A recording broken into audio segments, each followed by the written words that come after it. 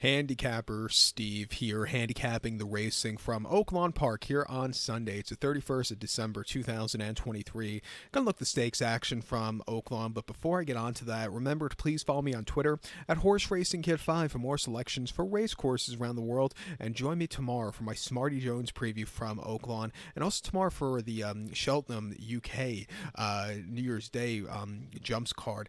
It's the penultimate card before they get to the festival. There's one more card at the end of before they get to the festival at the end of January, and this card is, you always see some good horses run there, so I hope you check that out, that preview from Cheltenham, because it's going to be a good card. But let's look at the stakes action from Oaklawn. Races 7 and 9. The 7th race, it's the Renaissance Stakes. It's going for a purse of $150,000. Race for 2-year-olds here. 7 horses are dashing 1,200 meters or 6 furlongs on the main track. I'm going to take here the number 4 horse, Normandy Hero, 4362 in the superfecta. 4362 super. Top selection of 4 horse Normandy Hero. This 2-year-old called by Omaha Beach. Rudolph Brissett trains, gets a shard up in the saddle. The horse's most recent outing came the Ed Brown at Churchill, 6.5 on the 25th of November, my birthday actually. He finished third by 3.5 lengths that day, and he just kind of stalked all the way around the race course. Jess Steele finally found that good form that everybody was talking about him having. He took off clear. This horse just kind of plodded along. He ran okay, he ran fast, but he just got beat by slightly better horses on the day.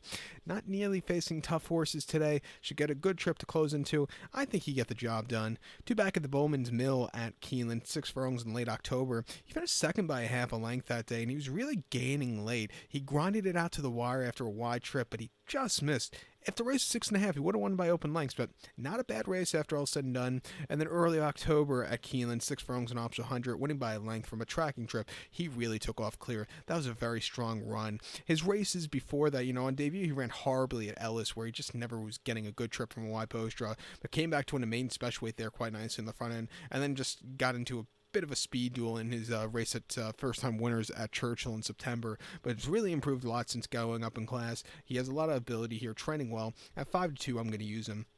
I think 3 horse Booth for Steve Atchison and the veteran Stuart Elliott could get a trip to win.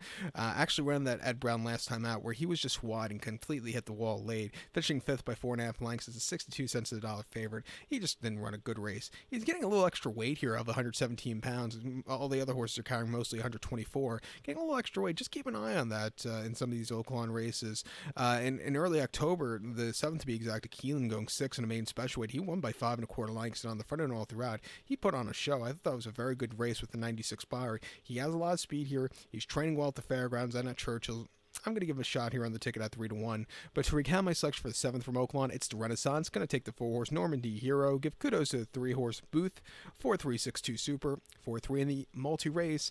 The 9th race now from Oaklawn. It is the Year's End. It's going for a purse of $200,000. Race for 2-year-old fillies. Field 7 horses going 1,600 meters or a mile on the main track, starting and ending at the 16th pole.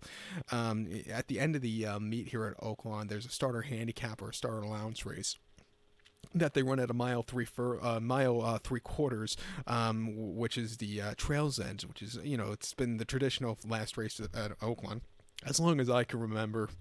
And so when they started running the races now in December, they created a race called the Year's End, which I think is it's a cute name. But I wish they could run like more of those long distance races and call it the Year's End and run it like a mile and a half or something like that. But that would be kind of cool. Run a 2-year-old race at a mile and a half at the end of December. But my top selection here, I'm gonna go with the number 7 horse Denim and Pearls. 7-4-5-2 for me in the superfecta. 7-4-5-2 super. Top selection 7 horse Denim and Pearls. It's 2-year-old filly by Into the Mischief. Brad Cox trains. Flavian Pratt, who's had a very good Santa Anita meeting, gets them out in a very good year also. Most recent outing came 25th of November at Churchill. A mile and option 100 claimer, and the horse won by 3.5 lengths that day, and he had the dream trip. He sat back early, he slowly moved his way to the front end, and when Flavian said, "Let's go," he went. He took off nicely over the longer trip. Not a bad race. He's coming here around 2 turns, has some forwardly pace that could do well here. Short stretch that suits this horse. I'm going to give him a shot here on the ticket. On debut, ran the end of October at Keeneland, 6.5 in a main special weight, and he won by a nose that day, and basically off and on the lead all throughout. He lasted late. It looked like he was, yielding a little bit late, but he held on to the race. A very good, strong performance. He's training well at the fairgrounds since the last race. He should definitely get the longer trip. Watch out for this horse as the Oaks trail keeps going. I think his second likeliest winner here is the 4-horse Neon Beach for Steve Asmussen and Joel Rosario. Was a winner in late November or mid-November at Churchill, going a mile 16th off turf in the main special weight. Won by 3/4 length. He was drifting a little bit late, but from a tracking trip, he held on to the victory. A very nice run first time around 2 turns. Prior to that, ran 5 furlongs off turf at the end of September at Churchill in the main special weight, where he finished second by 7.5 lengths that day. He had a very wide trip, which cost him. He kind of yielded late, but for a dirt debut, he ran okay. And then at Saratoga, 5.5 in the Mellon in July in the main special weight. He finished 5th by 2 lengths that day. He didn't get out of the gate, which probably cost him that day. From a wide trip after that, he just didn't show up. But he's trending quite well since the last race. Back around 2 turns. I'm going to give him a shot here on the ticket. Even the 5-horse here, Ice Cold, was a winner 2 back in Indiana in the Miss Indiana Stakes, going away by nearly a dozen lengths, 1 by 10 to be exact. Came back to run an official 100 Church over the mile, where he had a decent place behind Demon and Pearls that day. I think with the longer the trips get, this horse gets better. Another horse, keep an eye on as the Oaks Trail goes on. She might be a horse that, if you bet her in the Kentucky Oaks, you can get a good underneath, wager with her in the exacta superfectas. Already, it's December 30th or December 31st. I'm already giving out Kentucky Oaks tickets.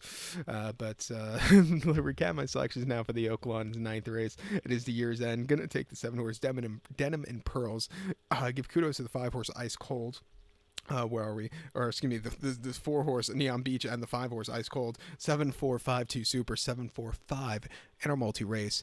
So good luck to all, and please follow me on Twitter at HorseRacingKid5. Good luck, everybody.